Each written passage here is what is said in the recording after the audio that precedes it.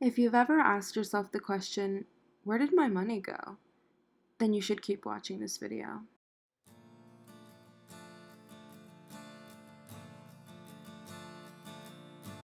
Hey y'all, my name's Melissa. As y'all saw from the title, this video is going to be about how to start managing your money.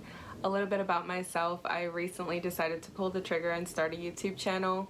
I'm really passionate about learning, self-discovery, and pushing people to be better versions of themselves. My hope is that we can go on this journey together and grow and learn from each other.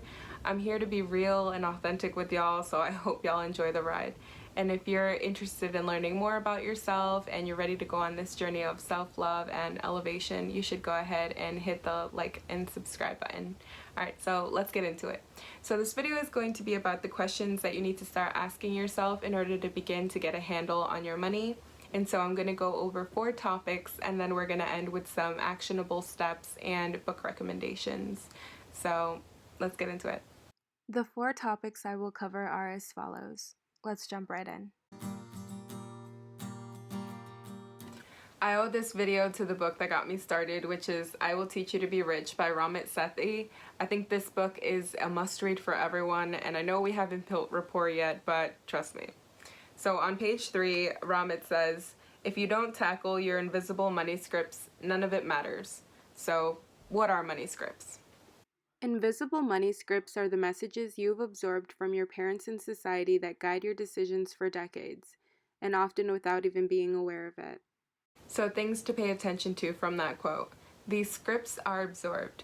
Truth is that we're fucking sponges and we absorb a lot of information, and a lot of it is happening outside of our awareness. And so the sooner that we can consciously identify what these scripts are, the sooner that we can either decide to keep them or to get rid of them and replace them with scripts that we actually want to have. So here are some examples of some common money scripts. Do any of these sound familiar? You're throwing your money away on rent. Credit cards are a scam. Stop spending money on lattes. And y'all can read the rest. So obviously y'all are allowed to feel however about those examples provided, but I wanted to share with y'all 3 money scripts that I've adopted. The first one is, if I'm strategic about the way I use my credit cards, they are helpful and boost my credit score. And so I wanted to share with y'all an example of the way that I use one of my credit cards. So one of my credit cards is strictly used for my phone bill, and so that's something that I'm required to pay, right, every month. And so in that way, I'm always using that card with this small automatic payment.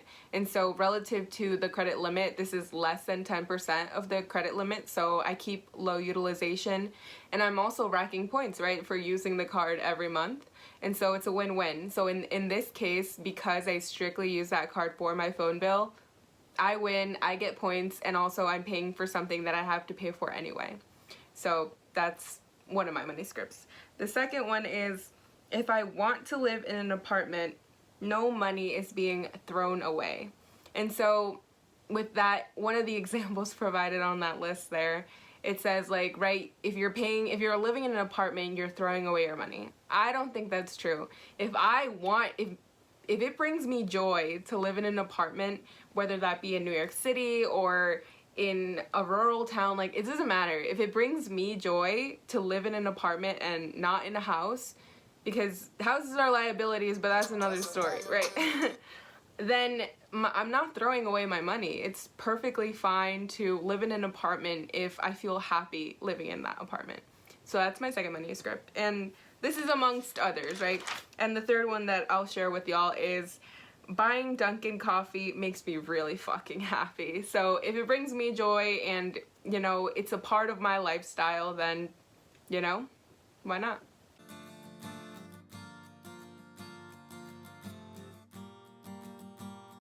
I think the root of all our money habits begins with how we were raised and who we were raised by. So I'm thinking about my parents and how, on the one hand, we have my dad, who is a very hardworking man, a whole hustler, right? And then on the other hand, we have my mom, who is a very laissez-faire, live in the moment, you might die tomorrow kind of gal, right? And so I think we should note here also that both my parents never really talked about saving money. And so I learned a lot growing up, and more than their words, I feel like I learned a lot from my parents' actions. And so from my dad, I would say the lesson is people like a hard worker. And from my mom, I would say if you want it, buy it. This life is not guaranteed. And to be honest, I think my mom's approach reminds me of a quote from the movie I Think I Love My Wife with Chris Rock that goes, You know, some people say life is short and that you could get hit by a bus at any moment and that you have to live each day like it's your last. When you think about it, we really are quite fragile. Like balloons, one needle, one bullet, and pop, it's all over. Just like that. No, that's dramatic. Let me stop. Anyway, let's get back to the rest of that Chris Rock quote. Bullshit. Life is long. You're probably not going to get hit by a bus. And you're going to have to live with the choices you make for the next 50 years. I think I fall somewhere in the middle of this quote. After all, life is about balance. But I do think that my mom converted me to her way of thinking for a while. But I suppose all money beliefs have some pros and some cons. But again, life is about balance, and so I think it's best to be present, but also to plan for the future.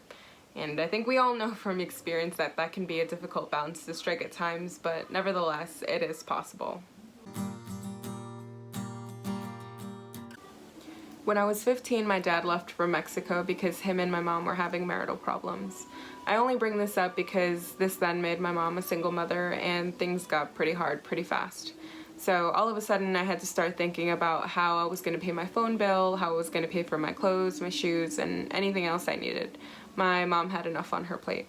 And so I started working as soon as I could, and so I became a waitress at the age of 16, and getting that first paycheck was literally the most exhilarating thing since having a crush on stupid high school boys. And so starting to work at 16 really made me think about the value of money and what it took to make it. And I bring this part of my life up because I think from a young age my brain registered being in a kind of survival mode. I didn't really have much guidance at this point in my life, and so I did with my money what I saw my parents do. I paid for my bills, I paid for, whatever I needed, clothes, shoes, and I paid for takeout. I got used to paying for these things. I got used to never having any money left over. I got used to being broke. Here's the thing about money. It's like water. It fills whatever container you put it in. And in this case, the container is the budget that you build from the money beliefs that you have. And so I want to acknowledge that I never had a budget. I never created one. I just knew that I spent my money on things that I thought I needed at the time. And so in college, when I had a part-time job, the story was the same. I wasn't doing anything to disrupt my patterns. Shit, I don't even think I was aware of what my patterns were. And don't get me wrong, I can acknowledge that today's economy is pretty shit. But while that's true, I also think it's true that we can still take control of what we can control. And so Ramit Sethi says from I Will Teach You to Be Rich, the problem and the solution is you. And I really believe that to be true.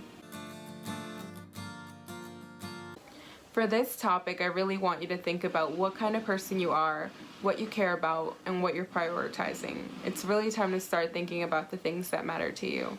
And Ramit from I Will Teach You to Be Rich asks the questions, why do you want to be rich? What does being rich mean to you? And he has a great quote on page 19 that reads, if you don't consciously choose what rich means, it's easy to end up mindlessly trying to keep up with your friends. And so I do really want you to think about why you want to be rich. What do you want to do with your wealth? And to get really specific about it. A great quote by Ramit reads, don't be embarrassed about how small or big your vision is. For example, when I first wrote down my list of a rich life, one of the key goals was being able to order appetizers from a restaurant menu, which I never did as a kid. As time went on, my goals got bigger. I also wanted to share with y'all what my rich life looks like, so I've included traveling somewhere new every year, going out to eat and drink at new bars and restaurants several times a month, the ability to buy amazing gifts for my loved ones. Gift giving is definitely one of my love languages, and helping my parents with their retirement. The truth is, change is painful, y'all. And a great quote from The Total Money Makeover: "Few people have the courage to seek out change. Most people won't change until the pain of where they are exceeds the pain of change." If we really want to push to be better versions of ourselves, it's going to be uncomfortable. That's inevitable. I would say, more than anything, don't be afraid to try. I love quotes, in case you haven't already picked that up. Too many of us get overwhelmed thinking we need to manage our money perfectly, which leads us to do nothing at all. That's why the easiest way to manage your money is to take it one step at a time and not worry about being perfect. So I don't know about y'all, but I definitely have a tendency to overthink things and overthink them to a point that I don't end up doing anything. And frankly, I'm tired. I'm tired of being that way, and I definitely think it's a very admirable quality when people can, think about something but then follow it up with action. And so, that's why, as part of my YouTube videos, I want to include actionable steps, because yes, it's nice to listen to someone say, some useful tips, but like, what does it matter if we don't actually end up doing anything with the information that we get? So that's the next thing that I'm going to include here.